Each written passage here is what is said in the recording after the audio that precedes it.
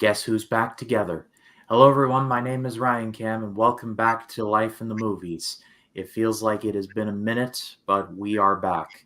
I'm back with Jacob Martin. He is back from church camp, spreading the good word, and we're at Life in the Movies episode 99. Jacob, how you doing, my friend? Oh, I am doing pretty good. Yeah, July was quite a busy month. We couldn't get this episode done because I had some other church commitments, but it's great to be back on Life in the Movies. It's really cool that we're talking about this one. Actually, it was a good day watching this movie because I saw Deadpool and Wolverine the exact same day, and that movie was awesome too. Yeah, we were talking about it before we went live on this, and the I did a stream with Jacob Collins and Matt Wyatt on my channel that is now live. If you all have not seen it yet, I do recommend it. We had a great time talking about it. Jacob, what was like the thing that like jaw on the ground, like the thing that like did that for you the most? Oh, you're talking about Deadpool? Yeah. So free the spoil. I mean, it's been out for like 2 weekends now. I Okay. think we're pretty Well, safe. I did well. First, I didn't expect to see Chris Evans show up as the Human Torch, so I thought that was a delight to see. And then he gets killed off in the most brutal fashion. I'm like, man, Doctor Strange in the Multiverse of Madness had some crazy kills, but this one was like, oh, okay. And then you had that whole section where they had other characters in like the Fox universe and others show up.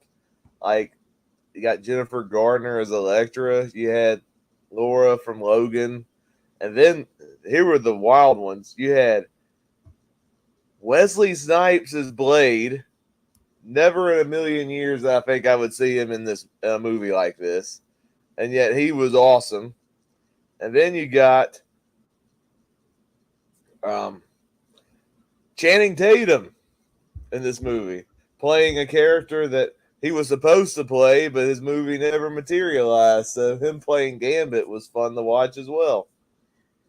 You know, before it was the Flash that was always in the news for it returning to like back to script and then like the script getting trashed and be rewritten again. That was Gambit. Like Gambit is like it's not stuck in development hell. It lives in development hell. Like next to Tron 3, though Tron 3 I believe is almost done, thank God. But we are live. The chat is now open if you like to comment along with us, and we've already got some comments. Jeremiah Bach, hello, Jeremiah. It's good to see you again. Well, that was the most intense film about blowing out women's hair I've ever seen. Well, I mean, something bad does happen to a woman, so we'll get to that. But missed you. Well, thank you, Jeremiah. I appreciate that. Any take on Downey Jr.'s casting as Doctor Doom, or on the Russo brothers returning to direct for Marvel? Well, we are talking about Deadpool and Wolverine, so think now's as good a point as any, Jacob, to talk about that. I have not had a chance, I don't believe, to ask you about your thoughts on this. If I have, then I must have escaped me. I think maybe backstage after discussing DreamWorks, I'm not sure. It's Um, escaping me at the moment, but I don't remember talking about this casting when they announced it. I had some thoughts. I've seen people's opinions on the casting. Some are excited about the casting. Others think it's the dumbest idea ever. It's like, why are you having Robert Downey Jr. come back to play a different character in the MCU? And people say that feels like a desperate move. Um, for me, I'm in the middle on it. I can see where the detractors are coming from, but at the same time, it's Robert Downey Jr. He's an excellent actor. I think I'm intrigued by him playing Doctor Doom. I think he can pull off a villain role. Um, as for the Russo brothers directing, I'm good with that because I enjoyed the other movies that they directed at Marvel. Some of their track record post Endgame though hasn't been the best. Like there was that one movie they did for Netflix what was it called? The Fall Guy. That movie was pretty lackluster. But they have a good dynamic with Kevin Feige. So if they do a Marvel movie, I'm sure it'll be fine. Um, I'm cautiously optimistic for what's going to happen with the casting and these upcoming Avengers movies. It sounds like they're pivoting away from Kang since they got rid of Jonathan Majors following a scandal. Yeah. I don't know how they're going to pivot it. I don't know how it's going to work, and I'm sure it might be a little messy to get there. But I'm hoping it makes for an interesting story. And like I said, I'm open to the casting, and I'm sure he'll do a good job, especially seeing he just won an Oscar for his role in Oppenheimer. So if he wants to come back to Marvel playing a different character, plus not to mention the multiverse saga.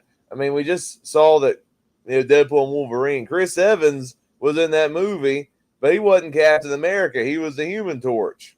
So you can have the same actor play different characters. I think you can get away with that in the multiverse. So I think on principle, I don't have a problem with him playing another character, but I'm just curious how people are going to be receptive to it when the movie comes out. Yeah, I'm mostly with you there. I'm very mixed. On the one hand, I mean, Downey Jr.'s arc as Iron Man was pretty much perfect if you really think about it, but at the same time, he's playing Doctor Doom. He's not exactly playing the same person. So I think with the multiverse now on the table, I feel like they can do different types of things with it. And that's the thing that I want to see them do. And as far as the Russo brothers go, it very clearly is a case of one cannot necessarily coexist without the other.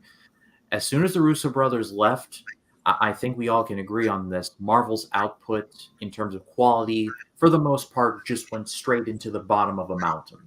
Like it just, there have been some rarities, and Deadpool Wolverine was very good indeed, and Spider-Man No Way Home was good too. So I'm not saying it's all like a hopeless situation, but Phase 4 was just completely just a whole lot of nothing really for the majority of it. And the Russo brothers, I mean, good lord, they haven't really been doing much of anything. They did The Gray Man for Netflix, which I thought was okay, but nobody liked. And then they did Cherry for Apple TV Plus, which I did not see but heard nothing but bad things about. So it's very clearly a situation where like Marvel's in a bad way well, Disney Marvel, excuse me, and the Russo brothers are not doing so great either. So it's just a case of they've separated. We've now seen what they can do without each other. Now it's like coming back full circle to where they're coming back together again. And I would love to see what they do with that. I will say the writer for Avengers: Secret Wars is the writer for Loki season 1 and Doctor Strange 2. That's backwards. If it was the writer of Loki 2 and Strange 1, then we could talk. I do feel it's funny writers aren't better known and respected. I agree. They have as much, if not more, power than directors in a way. They're the ones that create the story from nothing. Good directors can only do so much with a crappy script. That's very true. I do agree with that sentiment. Yeah. But it feels like we're very much in a wait and see approach because it's just an announcement. I'm going to wait and see like what Marvel does next, like with trailers and all of that, because I do try and reserve my judgment for when we see actual footage and what they're planning. I feel like they're buying a little bit of goodwill back with Deadpool and Wolverine. Everyone has been loving that. It's about to cross $1 billion, either that or it has already. So I feel like they're on the right track. But I feel like this next phase is going to be like the one where like it's gonna determine the future. I don't want to sound too dramatic, but I feel like there's at least a little bit of truth there. Yeah, we got to see how the other Marvel movies play out too, because we got Captain America: Brave New World. I think it's an Mhm. upcoming movie, and the Thunderbolts is another one. And Venom I will 3. say I'm excited about that Fantastic Four movie they've announced. I think that one's got a lot of potential. I mean, I talked about it with Collins, Jacob Collins, and Matt Wyatt, but there has not been a good cinematic, like Fantastic Four, like adaptation. Like the Tim Story ones, I'm willing to go along with. They're fine for what they are, but like They're not nowhere great. near to like, yeah, not great exactly. And then the 2015 one, the less said about that one, the better, in the words of Yeah. Tame and Paula. But I pass it off to all of you watching. What did you all think of the decision? Let us know in the chat or in the comments afterwards. We'd love to read what you have to say. But let's get into now the main event of the evening. The reason why we are all here. We are here to talk about a little film from 1981 directed by Brian De Palma, starring John Travolta, John Lithgow, the Johns, and Nancy Allen. It is Blowout.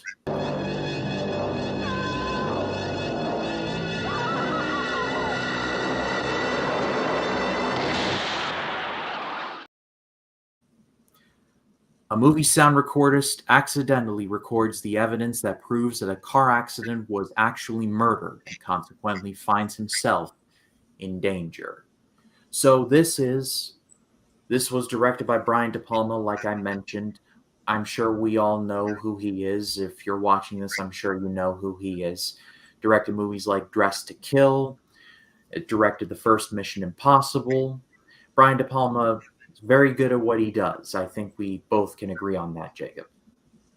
Yeah, Brian De Palma. I've seen several of his movies, and he does some really good. He does a really good job at crafting great tension in his storytelling. Even in the first Mission Impossible, that's more of a blockbuster, but there's still some great set pieces in that movie. The Untouchables is more of like an action gangster film, and it's pretty awesome. He also directed Carrie, which is more of a psychological horror film. That's got a lot of memorable pieces in there as well. He even directed an underrated war movie that I watched one time called Casualties of War, which stars Michael J. Fox. Very underrated movie. Mm-hmm. That's very, very good movie where you get to see some great dramatic range from actors you don't really expect to see do that, like Michael J. Fox. And it's a brutal watch in a lot of ways. It's set during Vietnam. And I will bet money that one of the best Mission Impossible sequences is the CIA break in at Langley, where Tom Yeah, Cruise is literally hanging there and the sweat is like getting off of his brow, it gets onto his glasses, and he has to like reach his hand because and catch the sweat because if he doesn't, then the sweat drops onto the floor and it's game over. And so Mission Impossible is in a place now where it's like they are going bigger. Like Tom Cruise is basically like, I'm nearly in my 60s now. I can jump off of that very high thing onto that seemingly very sharp thing because I'm Tom Cruise. That's why. But there's a part of me that just really loves I love the spirit of him just hanging there, knowing with the full knowledge that he has to get that knock list. And the only way to do it is to get into this room that only one person is allowed to be in there, and it's not him. So, I mean, I could talk about Mission Impossible like all day. The yeah, first one. that first movie is so good. And uh, one of the things I like about Brian De Palma with some of the movies I've seen is you could tell he's a big Alfred Hitchcock fan. Like he borrows a lot of heavy influence from Alfred Hitchcock in the way that he draws suspense and tension. I've said in times past that the first Mission Impossible was like if Brian De Palma directed his own North by Northwest. The plots in both movies are very similar if you think about it. A man is on the run, he's framed for something he never did, and he has to prove his innocence. And both Yeah. movies have elaborate set pieces. Yeah, I love North by Northwest to pieces. I actually rewatched it fairly recently with my dad, and that movie is just awesome. Like Hitchcock is known for like Psycho and Rear Window and a bunch of others, and those are all great. But North by Northwest, I think in a lot of respects, is one that doesn't get talked about nearly enough for Hitchcock. I mean, people remember it for that plane sequence, and that plane sequence is very good indeed. Yeah, But the rest of the movie is just so much fun. yeah, that movie. I would also say it was also the prototype for the James Bond movies as well. In a way, yeah, that makes a lot of sense. And also, I feel like there's a little bit of the Bourne movies, like DNA kind of sprinkled, like North by Northwest and like the Bourne movies. I don't know, maybe I'm too out of bounds on that, but upon this rewatch, I'm like, if Matt Damon were in this role, this would be a Bourne movie almost. Yeah, like with the mistaken identity. I can see that. Exactly. That's my point. But as far as Blowout goes, in my research, I found that after doing Dress to Kill, which, by the way, that is a very good movie. I recommend that one as well.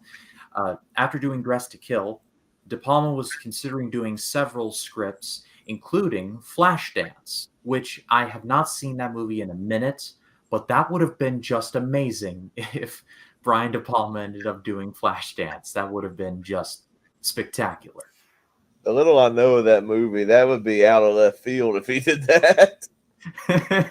Ex- exactly. But but we got another comment. North by Northwest. I love what I've seen of it. I saw part of it for a class, and I've been in suspense ever since.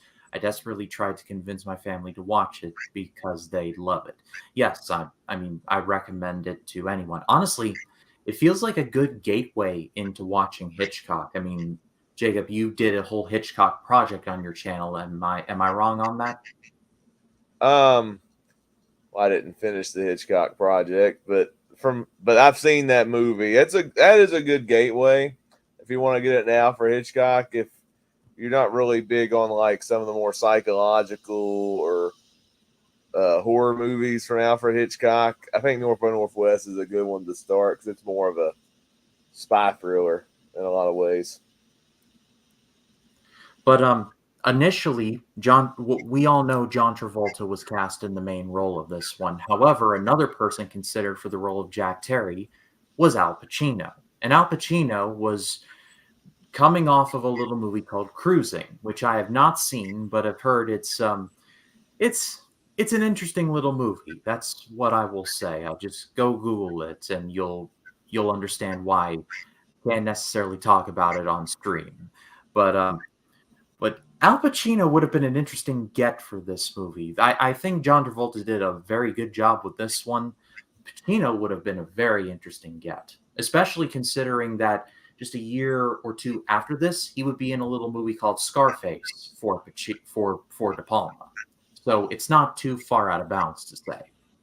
Yeah, I didn't realize Al Pacino was almost cast in this role. I'm sure he would have done a great job if he was in this movie, but I'm gonna say it. John Travolta does an amazing job in this movie. Like I was impressed that he could pull off a movie like this because and I think John Travolta. I think Grease. I think Saturday Night Fever. I think some of the more infamously bad movies he was in, like Battlefield Earth and what's that The movie? Fanatic. The Fanatic. I saw that one where yeah. The less said about that, the better. Uh, but yeah, he's actually really good in this movie. Like the movie introduces him. I think he very fascinating at what he does. He's the sound guy for these really awful, cheaply made slasher movies. I don't know if Brian De Palma was making a statement about that or not, but that's the opening of the movie, and I thought that was fascinating. We got Jake from 3D Movie Cinema in the house. I never saw Blow, but I hear Johnny Depp is great in it. No, this is Blow Out. Blow is a completely different movie, though we may cover that one day. Who knows? We But may. I like Johnny Depp. if it's on Tubi, then we'll watch it. But as far as Blow Out is concerned, I did the opening scene of this movie kind of reminded me a little bit of Halloween. Yeah, I definitely saw that because it was like the extended POV shot of the serial killer. He's going around, and you don't know what he's about to do. It did remind me a lot of that. probably a worse version of it because it's the acting. Sure. But I think that was intentional because of the movie that John Travolta's character is working on.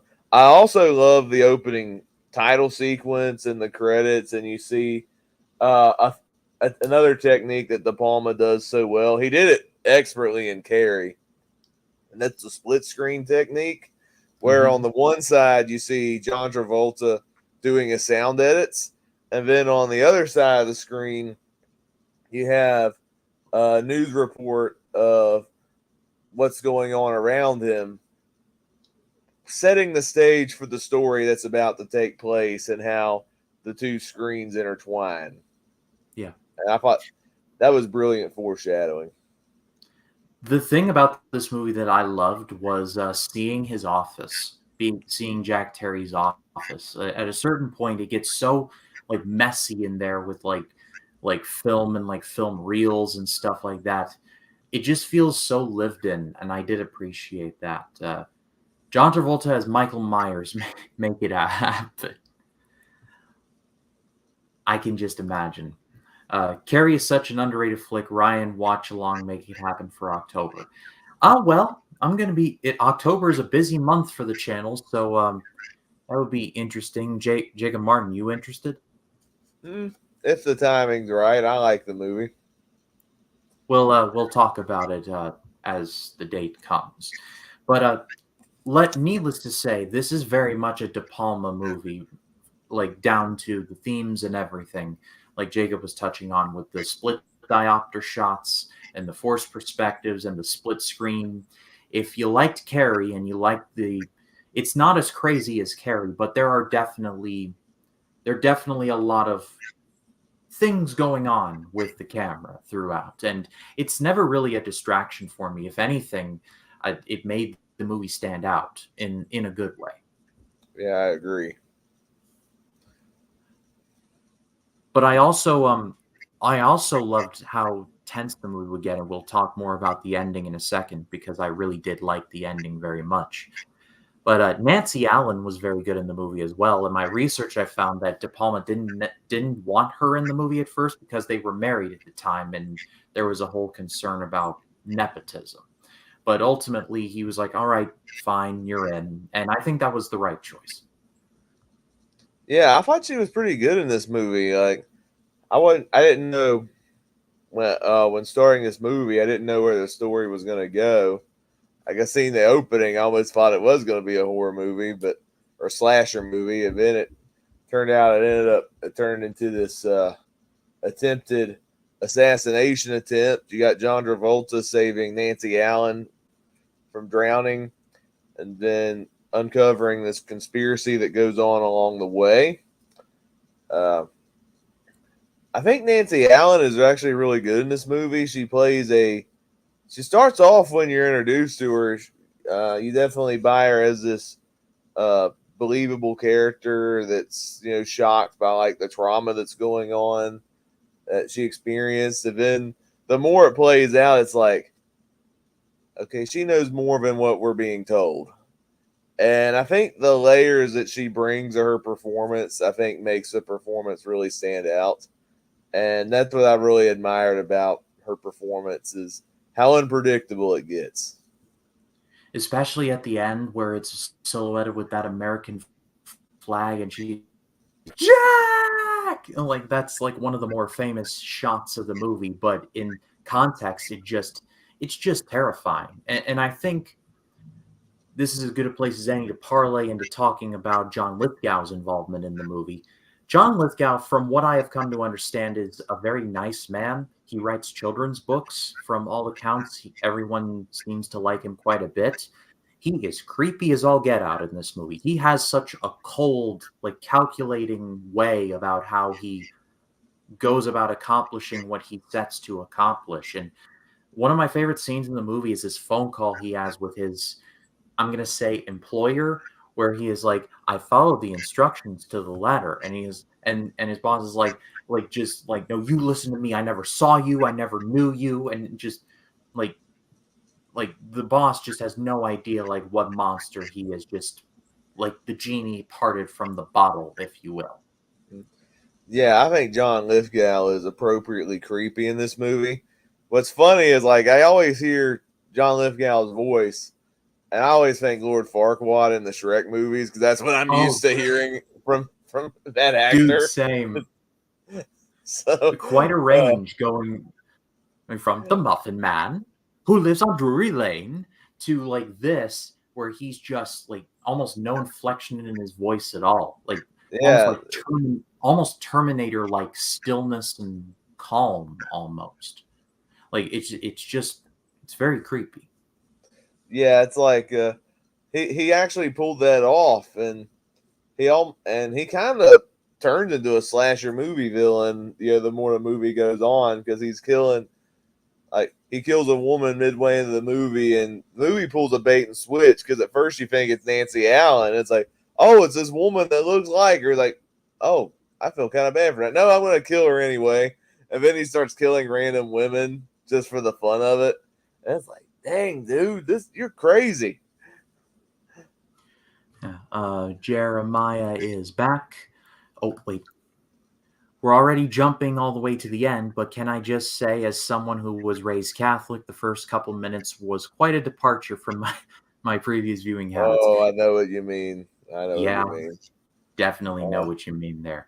The hot lady screaming was hilarious. What a perfectly gloriously, bizarrely terrible and unconvincing scream. It was the highlight of the film. There are a lot of unconvincing screams throughout, like that scene where she's like, ah! And the guy's like, take 28, go. oh, every time they went back to that running gag in the movie. I'm like, can you find any woman that can scream? Like, is Jamie Lee Curtis unavailable? Can't you just get her off the street? If she'd gotten an Oscar nomination based on that performance, I wouldn't be able to be that mad, I think. But but yeah, it's interesting that you bring that up, because this is very much a Jack Terry, the main character of the movie, is a sound guy. He records all the sounds that you like hear, like when you hear a door open and close, or where you hear like nature. Like he records all those sounds because life is unpredictable, and so when you need to get the result that you need, you input like little sounds and things involved in there to simulate the environment, for lack of a better word. And the whole thing kicks off because Jack Terry's in the wrong place at the wrong time. He's literally recording a frog going brr, brr, brr, brr, and then he hears a gun blast like in his headphones. I'm like, ooh, well, this just picked up. Yeah, I think one of the things I love about this movie is seeing like the creative process in sound editing. It's almost educational in a sort of way, or at least how it was done in the time this movie was made. And I always thought that was an interesting aspect to the movie. But then when the plot really kicks in, how the sound editing leads to this murder that happens, and then him saving Nancy Allen, and then you get the political conspiracy that comes from it. It's like, all right, this plot really kicked in, and I am intrigued by where the story leads. And I gotta say, the tension in this movie is crazy. There was a couple times where things happen. I'm like, oh man, I'm not sure they're making the right decision or not. Where when Nancy Alley's like, oh, that newscaster called, I'm gonna go up to him, and then John Travolta's like, something's not right about this. Something's not right about this, and she's like, oh, I'm still gonna go anyway. I'm like, no, no, don't do it, no, because Because we know it's we like know it's what's so going to obvious. There's happen. a red flag there. Yeah, exactly.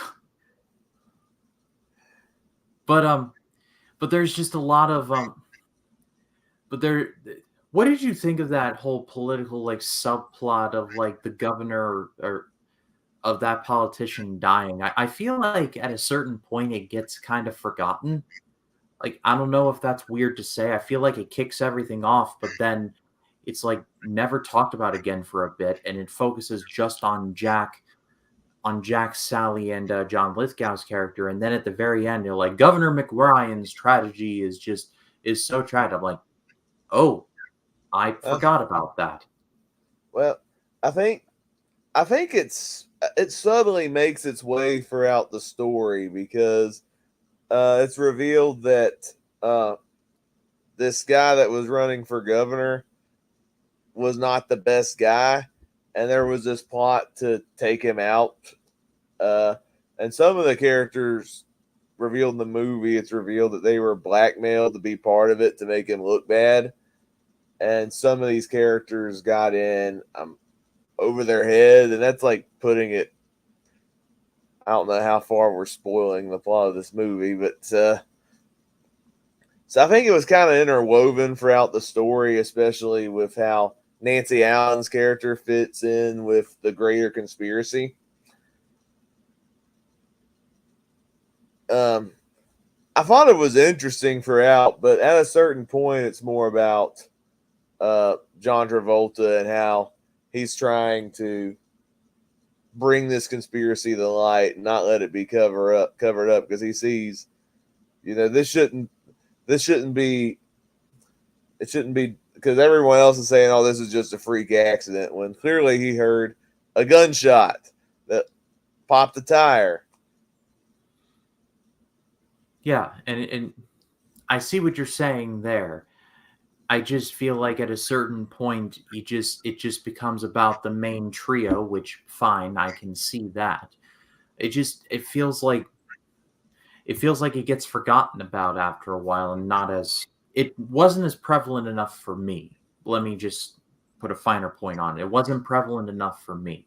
I suppose that's what I'm trying to say. Oh, before you continue, there's a funny comment from Jacob Collins. It's pretty hilarious. It's Oh yeah. Last one from me. Never heard of this movie, but I'm glad you guys could review this. Also, imagine Travolta as Michael singing about killing Jamie Lee Curtis. You're the one I wanted. Oh god, you're the one that I want. You are the one I want. I mean, she is like the one that he wants, sort of, kind of. But Definitely Jamie Lee Curtis doesn't want him, so it can't be a duet. oh, that's a good point. Yeah, but I guess bringing things to an end on this one, I think that this is one. I I think this is fair to say that this is one of De Palma's best. Like if it, like it's coming near the height of his career. Like Carrie is just a few years before this. Scarface is a couple years after this. So we're really in like peak Brian De Palma right Yeah. here. I actually did some research that this movie came out, and there were critics that loved it, like Siskel and Ebert were real big on this movie. But this film flopped when it first came out. It was overshadowed by, I think, other movies that year. I forget which ones. And audiences weren't kind on the movie at the time. There was negative word of mouth about the ending of the movie, and audiences at the time hated the ending because it wasn't what a lot of audiences wanted when the movie came out. And so they rejected this movie. Believe it or not, what brought this movie a second life was Criterion. When the Criterion Collection released Blowout on the Criterion Collection, more people rewatched it and reappraised it, and that's when it became the critically acclaimed movie that it is today. Do you know Quentin Tarantino has this in his top 3 movies of all time, and he said this and 2 other movies he'd take to a desert island if he stayed there. That does make a lot of sense. But I almost forgot to talk about the ending, Jacob. So thank you for touching on that. But the very ending, Lithgow is killed by Jack, but it is billed as Sally ended up killing the dude. And then honestly, one of the darker moments of the movie, or at least one of the sadder moments, is when Jack has his headphones in and he's listening to like Sally's voice, like in like the final recordings of her because he just can't let go. Like I loved it because of like the storytelling involved, but it was at the same time really sad.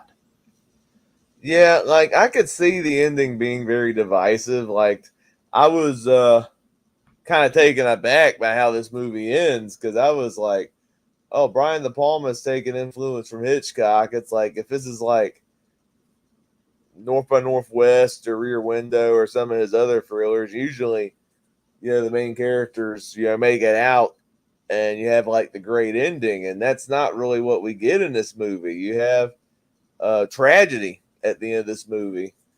And I can see why people were taken aback by that. I will say it does lead to a good payoff at the end because it's the scream that she does at the very end is the scream that he puts in the bad movie, and it's like a really terrifying scream. And I felt like that was a very haunting way to close out the movie. It's probably if I was a filmmaker, if I was making this movie, I probably would not have ended it the way that Brian De Palma did. But for Brian De Palma's movie, I think it works very well.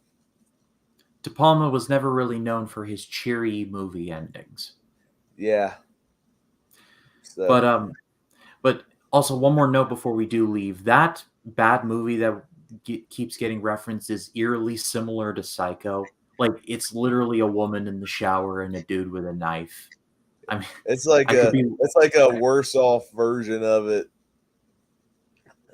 I mean, Definitely. or better than the Gus Van Sant one. I, but I I didn't really make that connection, but you're right about that.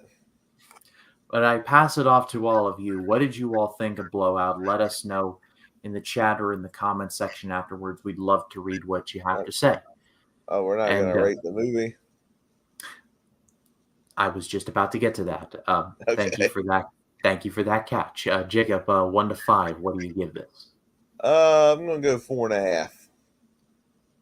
I'm gonna match you on that. I will go 4.5. Like I said, this is Brian De Palma nearer at his peak. And there are a few movies that I would argue are better than or on this level, but I don't think he would ever reach this level again. Like it would be a good few years and then never really again. Fair to say. Oh, out of curiosity, which Brian De Palma movie is currently your favorite? Uh, well, Mission Impossible is one. Carrie is another. I think I'd have to say. I think I'd have to say. Even though I've seen Mission Impossible more times, I think I like Carrie just a bit more. Yeah, like I've seen Mission Impossible the most times out of all the Brian De Palma films. It's not my favorite in the franchise, but it's still a really good movie. Uh, have you ever seen The Untouchables, Ryan? It has been a minute. I really do need to rewatch it, but That movie is excellent. I heard Sean Connery's really good in it. I hear Yeah, he Robert De won an Niro is Oscar really for that good. movie. I hear Robert De Niro's really good as Al Capone. Like I love the Yep. clip where he's like, "I want him dead. I want his family dead. I want his house burned to the ground." And then uh, Kevin Costner is also in the movie too, and he's really good. Yeah, that is due for a rewatch. That's what I will leave it off with. But thank you all so much for watching. Jacob, thank you so much for your time and thank you for doing this. We are one away from 100 episodes of doing this show. That's So that is just crazy to think about. And our output has our output has gone away from doing one a week to one a month, but that was by necessity. But I still am grateful that you're still doing this with me and here's to 100 more episodes. yeah. I'm excited about doing more of these episodes. I actually like the one a month format a lot better. It's less stressful, and I like that we're just talking about movies that each of us are interested in talking about. And I think this change in format has been very fresh and very beneficial. Plus, it opens the door to talk about movies that we would normally not talk about in any other context.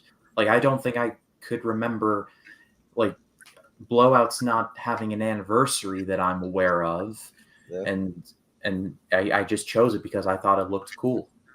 And without this series, I wouldn't have heard of The Man in the Iron Mask. That was a great discovery. That a movie I found by accident that looked really interesting, and we both thought that movie was awesome. Except for that weird scene where one of the musketeers was an Italian monk, but other than that, the movie was epic. All right. But Jacob's channel's linked in the description. Go give him a subscribe there. He just recently crossed 1,000 subscribers. Congratulations, Jacob. That is a hell of an achievement. I that's like I tell people, I would not have not when I started this channel or my channel. Not once did I think I would reach 1,000 subscribers. Like I tell people, I don't do this for monetary gain. I just do this just for fun, and it's been a good journey. And well, here's to 1,000 more. But bye, Ryan. Thanks. This was a good movie, and that I wouldn't have thought to watch if I wasn't preparing for this stream. So we're essentially giving other people recommendations too, for more or less. Yeah, But yeah. The movie is currently available to stream on Tubi. which is where we're pulling most of these from because number one, it's free, and number two, Tubi has a very slept on back catalog. Like it's come in clutch quite a bit for me for the 1999 project. Wouldn't have found it anywhere else if it wasn't for Tubi. So I tip my hat to it. So But that last movie you watched for the '99 project about the certain uh, the comedic version of Watergate. That oh movie was that on Tubi? no, I thankfully was able to find it on DVD and check it out from the library. While I'm thinking about it, I want to see if it even is. On Did Tubi. the Unmaking of a President? No, it's on Pluto TV, but Pluto TV is another good one. All But right. just a bit of a cheap plug. I'm going to be on Jacob's channel this coming Friday. We're going to be starting up a new project. Well, not new for Jacob, but new for me. So why don't you tell him about it? Yes. Well, I've been doing more music related stuff on my channel, and I've been doing different projects on there. Just finished wrapping up a series where me and some of my YouTube friends reviewed all of the Creedence Clearwater Revival albums. Currently going through the Beatles at the moment on my channel. I'm doing George Strait with my friend Nick from the channel Townsend 505. And I'm also going through an Elton John series at the moment as well on my channel. Well, Ryan will be joining me starting this Friday. We will be going through the discography of probably the most recognizable Southern rock band in history, and that is Leonard Skinner. And we're going to be reviewing their debut album, pronounced Leonard Skinner, and it's already loaded with some of their most iconic songs. I've not even listened to the album yet, but it's got Freebird is on that album. Simple Man is on that album. I think Gimme Tuesday's Three gone. Steps is on that album. Tuesday's But gone. Tuesday's Gone. Yeah, so that's like four, and that's like four off their debut album. I'm like, man, this is probably gonna be one where like the first album's good and the rest are probably still good, but maybe not as good. It probably peaked after that first album. You know, Jacob, I got to tell you, I was running the other day and I was listening to the first half of Pronounced Leonard Skinner, and when "Gimme Three Steps" came on, like it's a just a great song, and I would happily like listen to like Tuesday's Gone or Free Bird or other ones over that, but just the tempo of it and just the story of it, the give me 3 steps, Mister, give me 3 steps toward the door. It just it's su- it's such a fun song about a guy running for his life. That's a good walking. That's a good walking song. That's for sure. But that's going to be this coming Friday. Jacob's channel's linked in the description. Go give him a subscribe there. As far as this channel goes, the 1999 project continues apace. This is probably going to be the busiest week that I've done in a while. Just to give a little bit of a preview, the movies I'm going to be reviewing for the project this week are The Sixth Sense, The Iron Giant, Mystery Men, from that movie starring Ben Stiller, Hank Azaria, and a lot of other comedic actors from the 90s. Basically, it walked so the boys could run.